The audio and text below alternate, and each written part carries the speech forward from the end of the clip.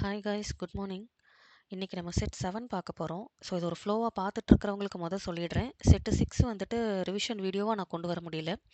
நம்ம படிச்சிருப்போம் இல்லையா, 5 இதை படித்தோம். அதை தான் இப்போ 10 ரிவைஸ் பண்ணிவிட்டு நம்ம குவிஸாக போட்டு பார்த்துட்ருக்கோம் நம்ம டெலிகிராம் குரூப்பில். ஸோ செட்டு 6 பார்க்கணும்னு நினைக்கிறவங்களுக்கு டிஸ்கிரிப்ஷன் கீழே பின் பண்ணியிருக்கேன். 2 வீடியோவாக இருக்கும், 5 வார்த்தையாக இருக்கும். 1.5ல கூட வச்சு நீங்கள் அதை கேட்டுக்கலாம். ரெண்டாவது, இதை புதுசாக பார்க்குறவங்க, நம்ம அபித் சாரோட ஒக்கேபட்டி புக்கில் ஒரு 8 செட்டு இருக்குது ஒக்கேப்ஸ். அதை ஆல்ரெடி நம்ம படிச்சிட்டோம். இப்போ ரிவைஸ் பண்ணிகிட்ருக்கோம். இப்படி ஓயாமல் வீடியோவாக ரிவைஸ் பண்ணிகிட்டே நம்ம இருக்க முடியாது. அது எனக்கும் டைம் வேஸ்ட்டு, பார்க்குற உங்களுக்கும் டைம் வேஸ்ட்டு. ஸோ இதை நான் ஒரு குவிஸ் ஃபார்மேட்டில் ரெடி பண்ணியிருக்கேன். மண்டே டு ஃப்ரைடே 7 PM நம்ம டெலிகிராம் குரூப்பில் ஒரு 25 கொஷின்ஸ் தான் வரும். மொத்தமே ஒரு 5 நிமிஷத்தில் நீங்கள் போட்டு முடிச்சிடலாம். இப்போதைக்கு 25ன்னு ஃபிக்ஸ் பண்ணியிருக்கேன். கொஞ்சம் எக்ஸாம் நெருங்கும் போது ஒரு 50, 100 அப்படின்னு சொல்லிட்டு நம்ம ரிவைஷன் இன்னும் கொஞ்சம் இன்டென்ஸாக கொண்டுட்டு போகலாம். டிசம்பர் வரைக்கும் இது அவைலபிளாக வைக்கிறதுக்கான வேலைகள் பார்த்துருக்கேன். நல்லபடியாக அது வரும்னு நினைக்கிறேன். ஸோ ஜாயின் பண்ணாதவங்க கீழே டிஸ்கிரிப்ஷன் இருக்கும், அதில் ஜாயின் பண்ணிக்கோங்க. ஸோ இங்கே படிக்கிறோம், அங்கே குவிஸ் போட்டு பார்க்குறோம். இன்றைக்கி ஒக்கேப் செட்டு 7 10 வேர்ட்ஸ் படிக்க போகிறோம். ஆல்ரெடி படிச்சிட்டோம், இப்போ ரிவைஸ் பண்ண போகிறோம். ஃபஸ்ட்டு வார்த்தை ஜெலஸ் அப்படிங்கிறது. பார்க்கும் போதே எனக்கு ஜெலஸ் மாதிரி இருக்கும். ஜெலஸ்னால் என்னது, நமக்கு பொறாமை அப்படின்னு தெரியும். ஜேல ஆரம்பிக்குது. இது அப்படியே ஆப்போசிட், இசட்டில் ஆரம்பிக்குது ஜெலஸ் அப்படிங்கிறது. இது ஒரு பாசிட்டிவான வார்த்தை. பொறாமைங்கிறது ஒரு நெகட்டிவ் ஃபீல் கொடுக்குறது. இந்த ஜெலஸ் அப்படியே ஆப்போசிட், பாசிட்டிவான ஒரு எனர்ஜி. நமக்கே மனசில் ஒரு எனர்ஜெட்டிக்காக இருக்கிறது, என்தூசியாஸ்டிக்காக, பேஷனேட்டாக ஒரு விஷயத்தை விரும்பி பண்ணுறது, ரொம்ப ஆர்வமாக அந்த விஷயத்தை பண்ணுறது. ஃபெர்வெண்ட் அப்படின்னா ரொம்ப தீவிரமான அப்படிங்கிற meaning. He spend hours in fervent ப்ரேயர்ஸ்னால் அந்த ப்ரேயரில் ரொம்ப மூழ்கி தீவிரமாக இருந்தாங்க. ஸோ ப்ரே பண்ணும்போது என்ன, ஒரு காமான மைண்ட் இருக்கும், ஒரு பாசிட்டிவான ஒரு ஃபீல். ஸோ ஜெலஸ் கூட இந்த சினானிம் மேட்ச் ஆகும். இன்டென்ஸான ஒரு ஃபீல். இப்போ ஒரு காலில் ஒரு வலி இருக்குது, பட் ஆனால் ஒரு மேட்ச் நடக்குது, ரன்னிங் ரேஸ் நடக்குது அப்படின்னா, அந்த ஜெயிக்கணுங்கிற அந்த ஒரு பேஷனேட்டான எனர்ஜியில் அந்த கால் வலியவே நம்ம மறந்துடுவோம். ஸோ அந்த மாதிரி இடத்துலலாம் இந்த வார்த்தையை யூஸ் பண்ணலாம். In his zeal to finish the race. நான் வேணாங்க எழுதுகிறேன். In his zeal to finish the race. ரேஸை நல்லா முடிக்கணுங்கிற அந்த ஒரு எண்ணத்தில், ரேஸ் மேலே இருக்கிற ஒரு பேஷனில் ஒரு எனர்ஜி மனசில் க்ரியேட் ஆகுது. அதில் அவருக்கு காலில் அடிபட்டதே அவர் மறந்துட்டார். So in his zeal to finish the race he forgot the pain in his leg அப்படிங்கிற மாதிரியான இடத்துல யூஸ் பண்ணிக்கலாம் இந்த வார்த்தையை. ஜீல் அப்படிங்கிறது எனர்ஜெட்டிக், என்தூசியாஸ்டிக், பேஷனேட். அப்போ ஆப்போசிட்டில் எந்த ஒரு எமோஷனுமே இல்லாமல் இருக்கிறது, எமோஷன் லெஸ். பேஷனேட் இல்லாமல் டிஸ்பேஷனேட். இப்போ சிம்பத்தினா கூட ஒரு இறக்கம் இருக்குது அப்படிங்கிறது, ரொம்ப சிம்பத்தி, மனசு இலகுன மனசுங்கிற மாதிரி. இப்போ எமோஷன் லெஸ் இங்கே அப்படிங்கிறப்போ சிம்பத்திக்கு ஆப்போசிட் அப்பாத்தி அப்படிங்கிறது, எந்த ஒரு அக்கறையே இல்லாமல் இருக்கிறது, அப்பத்தி அப்படிங்கிறது. இது ஆப்போசிட் வேர்ட்ஸ். அடுத்த வார்த்தை இயர்ன் அப்படிங்கிறது. ஏன்னா ஏங்குறது. ஒரு ஏங்குறதுன்னு மட்டும் சொல்ல முடியாது. ஒரு விஷயத்த சாப்பிடணுங்கிற ஆசை, யாரையோ பார்க்கணுங்கிற தவிப்பு, இந்த மாதிரி ஏக்கங்களை சொல்கிறது தான் ஒய்இஏஆர்என், ஏர்ன் அப்படிங்கிறது. இது எப்படி ஞாபகம் வச்சுக்கலாம்னா, இஏஆர்னா என்னது, சம்பாதிக்கணும். நடுவில் ஒரு முன்னாடி ஒரு ஒய் போட்டுருங்க. நாம் இப்போ நம்ம சொந்த காலில் இண்டிபெண்ட்டாக இருக்கணும், நம்ம ஏங்குறோம் ஒரு பேங்கிங் ஜாப் போகணும் அப்படின்ட்டு. We are yearning to earn, நம்ம சம்பாதிக்கணும்னு நினைக்கிறோம் இல்லையா. ஸோ அந்த மாதிரி ஞாபகம் வச்சுக்கோங்க. இயர்னுக்கு முன்னாடி ஒய் போட்டுருங்க. சம்பாதிக்கணுங்கிற ஏக்கம் நமக்கு இருக்குன்னு ஞாபகம் வச்சுக்கலாம். சாப்பாடு சாப்பிடணும், கிரேவிங்காக இருக்குது, ஏதாவது ஸ்வீட் சாப்பிடணும் போல இருக்குது, டிசையர், ஆசை, ஹங்கர், பசி. ஏக் ஃபார்னா லாங்கிங் ஃபார், ஒருத்தங்களை ரொம்ப நாள் பார்க்கணும்னு நினைக்கிறோம் அப்படிங்கிற அந்த மாதிரி இடத்துல ஏக் ஃபார் அப்படிங்கிறது. இதெல்லாம் மீனிங்ஸில் வருது. ஆப்போசிட்டில் பிடிக்கல, வெறுக்கிறது, இந்த மாதிரியான வார்த்தை. ரிஜெக்ட், அபார்னா ஹேட்னு அர்த்தம். அதே அப்ல வருது, அபாமினேட் அப்படிங்கிறது. வேற அபாமினபிள் அப்படின்னு சொல்லலாம், டெஸ்பிக்கபிள் அப்படின்னு சொல்லலாம். இதெல்லாம் வெறுப்பு, பிடிக்கல, அருவருப்பாக இருக்குது, இந்த மாதிரி மீனிங் தான். அபாமினேட், அபாமினபிள், டெஸ்பிக்கபிள், அபார். லோத் அப்படின்னா கூட ஹேட்டுங்கிற மீனிங் தான். எல்ஓஏடிஹெச்னா இது ஒரு வேர்பு. எல்ஓஏடிஹெச் விசிபிளாக இருக்கா, நான் கொஞ்சம் பெருசாக்குறேன். எல்ஓஏடிஹெச் அப்படின்னா இது ஒரு அட்ஜெக்டிவ். ஒரு மாதிரி விருப்பம் இல்லை, டிஸ்கஸ்டிங், அருவருப்புங்கிற மீனிங்கில். ஒன்று வேர்பாக வருது, ஒரு ஈ தான் டிஃபரன்ஸு. ஈ போட்டு வந்தால் அது ஒரு வேர்பு. வெறும் LOATHன்னு வந்தா அது ஒரு அட்ஜெக்டிவ். இது எப்படி சொல்லலாம்னா, you may loathe a person who is loathsome. இப்போ இந்த லோத் பார்த்தீங்க அப்படின்னா, ஹேட் அப்படிங்கிற மீனிங். இந்த லோத்சம் அப்படிங்கிறது என்னன்னா, ரொம்ப அருவருப்பா இருக்கு. அவன பார்த்தாலே எனக்கு புடிக்கல. ஸோ டிஸ்கஸ்டிங்கா இருக்கு அந்த பெர்சன பார்க்கவே எனக்கு. ஸோ அந்த மாரி ஆளுகள நம்ம வெறுக்கிறோம். You may hurt a person who is disgusting, loathsome. ஒரே வார்த்தை தான். ஒரு டிஃபரன்ஸ் காட்டுது. ஸோ இத எடுத்துட்டு வரணும்னு நெனச்சேன். டெஸ்பிக்கபிள் மாதிரியே தான் டிஸ்பைஸ் அப்படிங்கிற மீனிங்கும். Reject, abhor, abominate, loathe, despise, abominable, despicable. லோத்தே அட்ஜெக்டிவா போடும்போது அந்த வராது. இது ஹேட்டுங்கிற மீனிங், அது டிஸ்கஸ்ட்ங்கிற மீனிங். ஒரு சின்ன டிஃபரன்ஸ் தான். I loathe doing homework, sorry housework. இப்போ வீட்டு வேலை பார்க்கணும்னாலே எரிச்சலா இருக்கு, பிடிக்கல.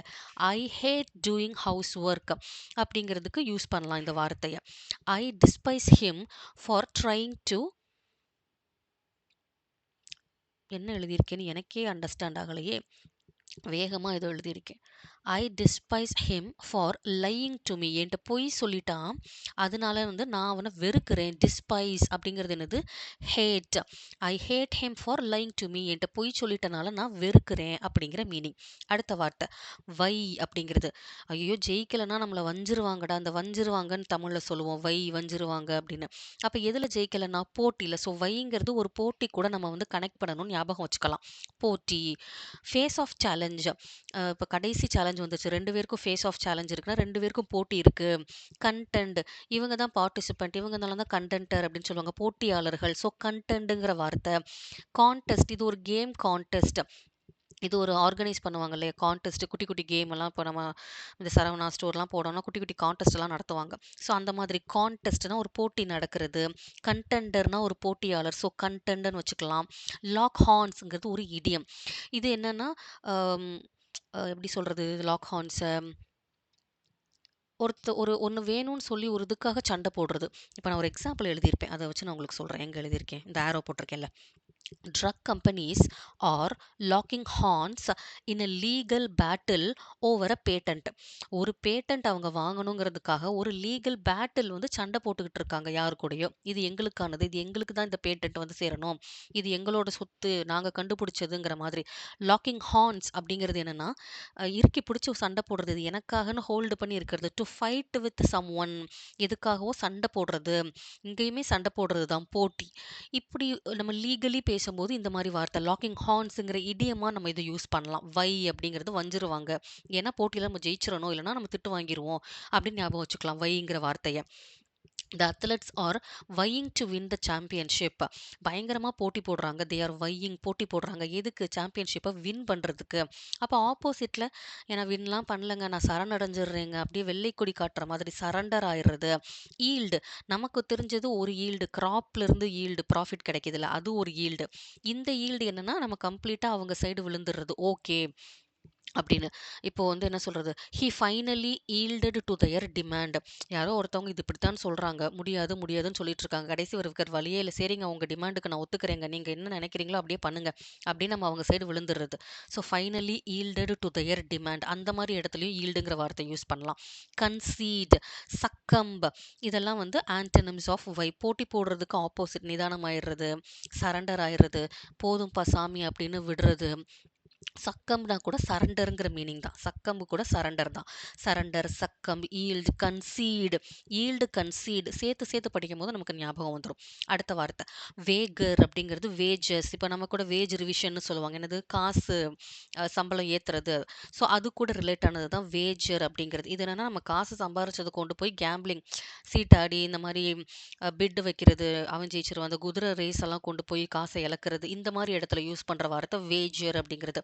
ஐ மேட் வேஜர் ஆர் வேகர், அது எப்படி வேணா ப்ரொனவுன்ஸ் பண்ணிக்கோங்க. I made a wager that my team would win. என்னோட டீம் தான் வின் பண்ணும், நான் பந்தயம் கட்டுறேன், பெட்டு கட்டுறேன் அப்படின்னு சொல்றது. ஸோ வேகர், வேஜஸ் கூட கம்பேர் பண்ணி மணி ரிலேட்டடுக்கான வார்த்தை அப்படின்னு ஞாபகம் வச்சுக்கலாம் நம்ம. அடுத்த ரெட்ச்டுனா சேட். ரொம்ப கவலையா இருக்கிறது, எனக்கு லக்கே இல்ல, துரதிர்ஷ்டசாலி இந்த மாரி நெனைக்கிற இடத்துல யூஸ் பண்ற வார்த்தை ரெட்ச்டு அப்படிங்கிறது. ரெட்ச்டு லக்குன்னே சேர்த்து படிங்க. நமக்கு ஞாபகம் இருக்கும். ரெட்ச்டுன்னா ரெட்ச்டு லக். லக்கே இல்ல, ரொம்ப சேடா, டெரிபிளா இருக்கிறது. ஒரு அன்ஹேப்பியா இருக்கக்கூடிய ஒரு மனநிலை. Very unhappy and unfortunate state. அன்ஃபார்ச்சுனேட்டா இப்படி நடந்துருச்சு. ஏதாவது துரதிர்ஷ்டமா நடக்கிறது. இந்த மாரி இடத்துல யூஸ் பண்ற வார்த்தை தான் ரெட்ச்டு அப்படிங்கிறது. மிசரபிள் பரிதாபம், டெரிபிள் சொல்லலாம். ரொம்ப பேத்தட்டிக் பாவமான ஒரு இது, டிஸ்ஹார்ட்டன்ட் மனசு உடைக்கிற மாரியான ஒரு நிலைமை. அஃப்ளிக்டட் அப்படின்னா பாதிக்கப்பட்ட. ஐ எம் அஃப்ளிக்டட்னா நான் பாதிக்கப்பட்டவள், நான் பாதிக்கப்பட்டிருக்கேன் அப்படின்னு அர்த்தம். ஐ எம் அஃப்ளிக்டட் பாதிக்கப்பட்ட அப்படிங்கிற மீனிங். இதுக்கு இன்னொரு ஒரு மீனிங்கும் இருக்கு. செகண்ட் மீனிங் இருக்கு. என்னன்னா டிஸ்கஸ்ட் அருவருப்பான, பிடிக்கல அப்படிங்கிற மாதிரி. ரெண்டுமே நெகட்டிவ் தான், வேற மாதிரியான நெகட்டிவ்.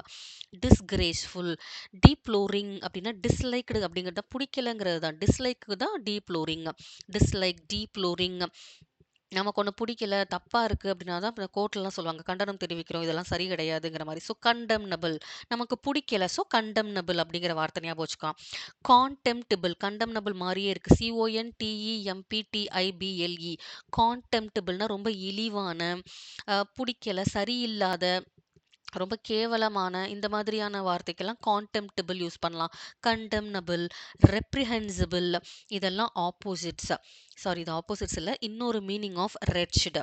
ஸோ ஒரு மீனிங் வந்துட்டு லக் இல்ல, அன்ஹேப்பியா இருக்கிற, பேத்தட்டிக் பாவமான நிலைமை அப்படி. இன்னொரு மீனிங் வந்து ஒரு மாரி ரொம்பவும் அருவருக்கத்தக்க, அசிங்கமான, வெறுக்கக்கூடிய இப்படிங்கிற ஒரு meaning. Disgraceful, condemnable, contemptible, reprehensible, deploring, disliked இதெல்லாம் இன்னொரு கைண்ட் ஆஃப் மீனிங். சில இதுக்கு எக்ஸாம்பிள்ஸ் எழுதியிருப்பேன். The way you treat this girl was cowardly and contemptible. Cowardly அப்படின்னா வந்து கோழைத்தனம். அப்போ ரொம்ப கோலத்தனமாவும், ரொம்ப கேவலமான ஒரு செயலா இருக்கு. ஒரு பொண்ண நீ இப்படி ட்ரீட் பண்ணியிருக்க. நீ ட்ரீட் பண்ண விதம் சரியில்ல. இது வந்து கொஞ்சம் கேவலமான, ரொம்ப வந்து கோலத்தனமா இருக்கு. நீ இப்படி அந்த பொண்ண போய் நீ ட்ரீட் பண்ணது, அப்படிங்கிற மாரி இடத்துல யூஸ் பண்ணலாம். கன்டெம்ப்டிபிள் அப்படின்னு. Any attack on innocent people is reprehensible and inexcusable. Innocent people மேல ஒரு அட்டாக் பண்றோம் அப்படிங்கிறது வந்து தவறு, கண்டிக்கத்தக்கது. அதான் ரெப்ரிஹென்சிபிள். இன்எக்ஸ்கியூசபிள் இதெல்லாம் வந்து எக்ஸ்கியூஸ் பண்ணி விடவே கூடாதுங்க. இதெல்லாம் ரொம்ப தப்பு. இதெல்லாம் கண்டிக்க வேண்டியது. இந்த இடத்துல கண்டெம்னபிள்ங்கிற வார்த்தைய கூட போட்டுக்கலாம் நம்ம. ஸோ இதெல்லாம் வந்து ரெட்ச்டு அப்படிங்கிறதுக்கான மீனிங்ஸ். புக்கில் வந்து இதுக்கு ஆப்போசிட்ஸ் இல்லை. ஸோ நான் அதை கொண்டு வரல. அடுத்த வார்த்தை வேன். நம்ம VAN வேன் அப்படின்னு தெரியும். இது WAN. நம்ம வேன் நல்லா உடஞ்சு போய் இருக்குன்னு ஞாபகம் வச்சுக்கோங்க, நம்மளோட வண்டி. ஸோ இப்போ நம்ம இது வந்து என்னென்னா WAN வரும்போது வீக்காக இருக்குது, அங்கே உடஞ்சு போய் இருக்குன்னு சொன்னேன் இல்லையா. ஸோ இங்கே வீக்காக இருக்குது. பேல், ஒரு மாதிரி வெளுத்து போன மாதிரி இருப்பாங்கல்ல, பேல், பேலிட். ஃபீபிள்னாலும் அதுதான், weak. I am too feeble to leave my bed. பெட்டிலேருந்து எந்திரிக்கவே முடியல, ரொம்ப டயர்டாக, ரொம்ப வீக்காக நான் ஃபீல் பண்ணுறேன். ஃபீபிள்னா weak. I feel too weak to leave my bed. பெட்லேருந்து எந்திரிக்க முடியல. ஸோ வேன்னா வீக், பேல், பேலட், ஃபீபிள் இதெல்லாம் அதோட மீனிங்ஸ். ஆப்போசிட்டில் ரொம்ப பிரிஸ்காக, பிரைட்டாக, ப்ளூமிங்னா பூ பூக்குது, அதான் ரொம்ப பிரைட்டாக, கலர்ஃபுல்லாக, க்ளோயிங், க்ரோயிங் இந்த வார்த்தையெல்லாம் ஆப்போசிட்ஸ். அடுத்த வல்னரபிள் அப்படின்னா என்ன, ரொம்ப டேஞ்சரஸான. இப்போ டேஞ்சராக இருக்கும் போது ப்ரொடெக்டாக இருக்குமா, அன்ப்ரொடெக்டடாக இருக்கும், அப்போ தான் அது டேஞ்சர்.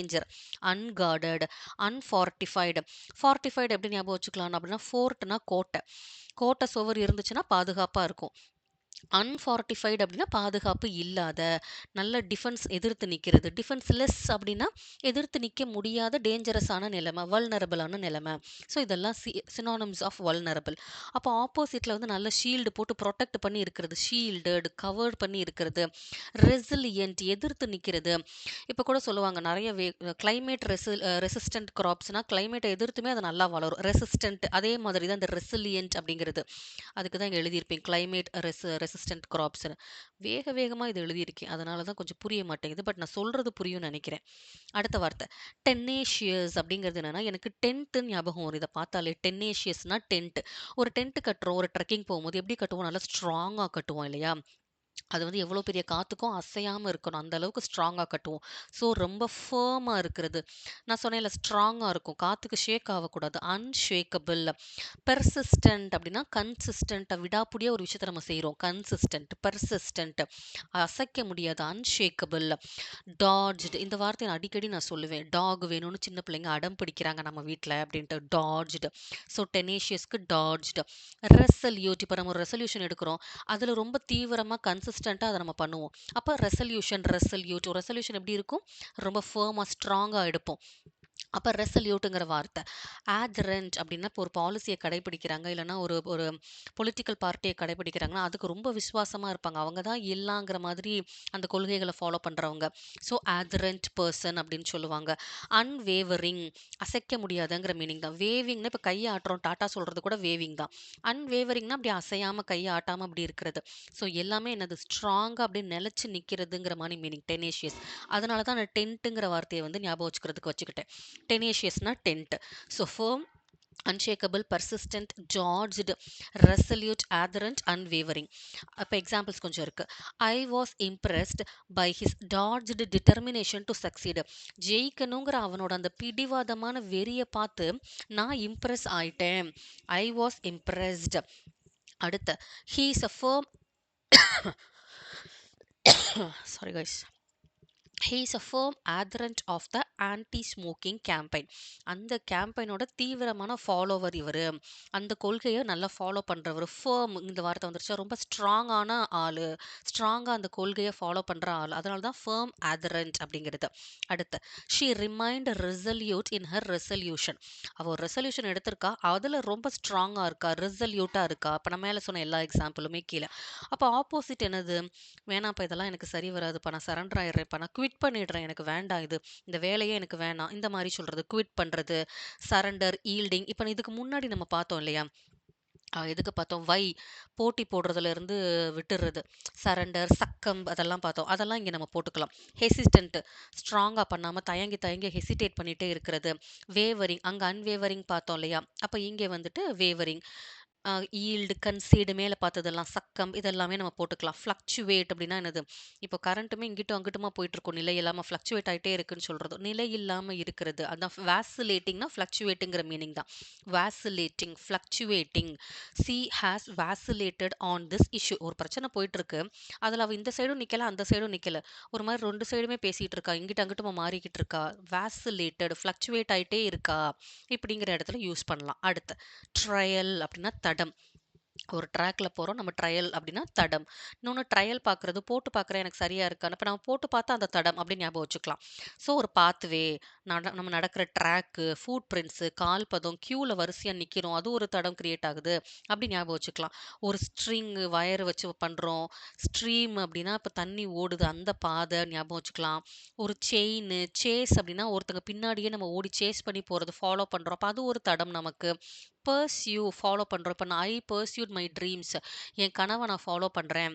அப்ப அதுவும் நமக்கு ஒரு தடம். நம்ம ப்ராக்ரஸ் கிரியேட் ஆகுது இல்லையா?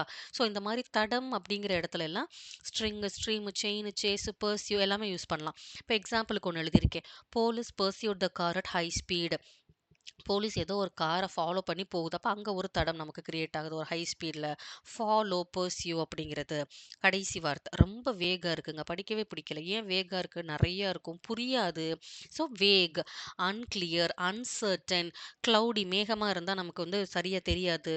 டஸ்கி, மிஸ்டி, ஹேசி, ஃபஸ்ஸி, பிளர்ரா இருக்கு இமேஜ். சரியா தெரியல. இன்எக்ஸ்பிளிசிட், ஆம்பிகுவஸ் இது நெறைய சொல்லியிருக்கேன். அம்பி அப்படின்னு ஞாபகம் வச்சுக்கலாம். அம்பி வந்து அந்த கேரக்டர், இந்த கேரக்டர் நம்ம மாறிக்கிட்டே இருப்பாரு. அந்நியனா மாறுவார், ரெமோவா மாறுவார். ஒரு கிளாரிட்டியே இருக்காது அவர்கிட்ட. ஒரு வேகான ஆளு அப்படி ஞாபகம் வச்சுக்கலாம். ஆம்பிகுவஸ், ஆம்பிவேலண்ட் இந்த வார்த்தையெல்லாம் இங்க போட்டுக்கலாம். எக்ஸாம்பிள் பாருங்க. We were confused by the ambiguous என்னங்க நான் எழுதியிருக்கேன்? ஒண்டரிங் ஆஃப் த மெசேஜா? அதான் இந்த பேஜே நான் ஏதோ ரொம்ப வேக வேகமா எடுத்திருக்கேன். ஏன் அப்படி எடுத்திருக்கேன்னு தெரியல. இந்த எக்ஸாம்பிள் அடுத்த இதில கூட நான் கிளியரா எடுத்துட்டு வரேன். என்ன எழுதியிருக்கேன்னு எனக்கே தெரியல. Okay, opposite. கிளியரா இருக்கு. எக்ஸ்பிளிசிட் எக்ஸ்பிளிசிட்னா அந்த இஎக்ஸ்பிலியே ஞாபகம் வச்சுக்கோங்க. எக்ஸ்ப்ளனேஷன் நல்ல கிளியரா இருக்கு எக்ஸ்ப்ளனேஷன். அப்ப இதுக்கு ஆப்போசிட் தான் மேல இன்எக்ஸ்பிளிசிட் அப்படின்னு நீங்க போட்டோம் நம்ம. ஆப்வியஸ் ஆமா ஆப்வியஸ்லி இது எல்லாருக்கும் தெரிஞ்சது தானே அப்படிங்கிற மாரி ஆப்வியஸ், லூசிட் இதெல்லாம் வந்து ஆன்டனிம்ஸ். இதுதான் நம்ம மொத வொக்காபுலர் நம்ம படிச்சிருப்போம். Apparent, distinctive, evident, obvious, lucid இதெல்லாம் நம்மளோட ஃபர்ஸ்ட் இதுவே இதான் படிச்சோம். வேற என்ன அப்ப வேகுக்கு சொல்லலாம்? அப்ஸ்ட்ரியூஸ், இன்காம்ப்ரிஹென்சிபிள், எஸ்டோரிக், அப்ஸ்க்யூர் இதெல்லாம் வந்துட்டு புரியல அப்படிங்கிற மீனிங். இப்ப இது கூட நம்ம என்னென்ன மேல சேர்த்துக்கலாம்? Uncertain, unclear, ஹேசி, fuzzy, cloudy, blur, இன்எக்ஸ்பிளிசிட்னா explanation இல்லாத, ஆம்பிகுவஸ், ஆம்பிவேலன்ட் இந்த வார்த்தையெல்லாம் இங்கே போட்டுக்கலாம். ஸோ அவ்வளோதான் கைஸ். இன்னைக்கான 10 வார்த்தை முடிஞ்சிருச்சு. ஈவினிங் 7 பிஎம்க்கு வாங்க. நம்ம இதை வந்து குவிஸ் போட்டு பார்த்துடலாம். அதுக்கப்புறம் இன்னொரு விஷயம் சொல்லணும் அப்படின்னு நினச்சேன். இந்த மே மந்த்துக்கான என்னோட ஷெட்யூல் வந்துட்டு இன்னைக்கு ஒரு ஈவினிங் வந்து போஸ்ட் ஆகும். ஸோ நீங்கள் அந்த வீடியோ பாருங்கள். உங்களுக்கு ஏதாவது ஒரு சின்ன டிப் கிடைக்கலாம். அண்ட் நீங்கள் ஏதாவது ஷெட்யூல் பண்ணிட்டு இருக்கீங்கனாலும் எனக்கு அதில் கமெண்ட்டில் சொல்லுங்கள். அது எனக்கு ரொம்ப யூஸ்ஃபுல்லாக இருக்கும். ஒரு மாத ஷெட்யூல் பிகாஸ் நெருங்கிடுச்சு. இன்னும் மே, ஜூன் 2 மாதம் தான். அதுக்கப்புறம் first exam SBI PO and RBI grade B வந்துட்டு நான் அப்ளை பண்ண போகிறேன். நீங்கள் யாராவது அப்ளை பண்ணுறதா இருந்தாலும் இதுக்கு முன்னாடி எழுதியிருந்தீங்க அப்படின்னா உங்களோட ஐடியாஸ் எனக்கு சொல்லுங்கள். நானும் அதை பற்றின சில வீடியோஸ் ரெடி பண்ணிகிட்டு இருக்கேன். பிகாஸ் ரெடி பண்ணுற மூலியமா நானும் கற்றுக்கிட்டு இருக்கேன். என்னெல்லாம் இருக்குது, எப்படிலாம் இருக்குது, ஏன் இதை நம்ம அப்ளை பண்ணலாம். இப்போ உங்களால் அஃபோர்ட் பண்ண முடியும் அப்படின்னா நீங்கள் அப்ளை பண்ணுங்கள். இல்லைங்க நான் கரெக்டாக இதுதான் பண்ண போகிறேன் அப்படின்னா ஓகே, நோ ப்ராப்ளம். இப்போ எனக்கு எடுத்துட்டிங்கன்னா எனக்கு ஏஜ் பார் ஆயிடுச்சு. நான் வந்து பிஓ அண்ட் ஏஓ தான் எழுத முடியும். இன்சூரன்ஸில் ஏதாவது அசிஸ்டன்ட் வந்துச்சுன்னா நான் எழுதலாம். ஸோ எனக்கு வேறு வழி இல்லை. டேரெக்டாக நான் எஸ்பிஐ பிஓ எழுதுறதுக்கு ஆர்பிஐ கிரேட் பி வந்து கொஞ்சம் முன்னு தான் நான் எழுதி பார்க்கலாம் அப்படிங்கிற ஒரு ஐடியா இருக்குது எனக்கு. ஸோ ஓகே, அதை பற்றி தனியாக வீடியோவில் நான் பேசுகிறேன். இந்த வீடியோ இன்னும் லாங் ஆகிட்டே போகும். ஓகே கைஸ், 7 பிஎம் ஈவினிங் நான் கீழே டிஸ்கிரிப்ஷன் கொடுத்துருக்கேன். ஜாயின் பண்ணாதவங்க ஜாயின் பண்ணிக்கோங்க. நம்ம ரிவிஷனை வந்து இனிமேல் குவிஸாக போட்டு பார்க்கலாம். இன்னும் ஒரு 10 நாள் தான் இந்த ரிவிஷன் இது முடிஞ்சிடும். இதுக்கப்புறம் இந்த மாதிரி ரிவிஷன் வீடியோஸ் ஒகேபுக்கு இருக்காது. நம்ம எல்லாமே குவிஸாக தான் போட்டு பார்க்க போகிறோம். ஓகே, அண்ட் சொல்லணும்னு நினச்சேன், மே 1 லேபர் டே எல்லாருக்கும் விஷஸ். நம்ம நல்லா உழைப்போம். அதுக்கான ரிசல்ட் நமக்கு கண்டிப்பாக கிடைக்கும். Okay guys, tata, bye by.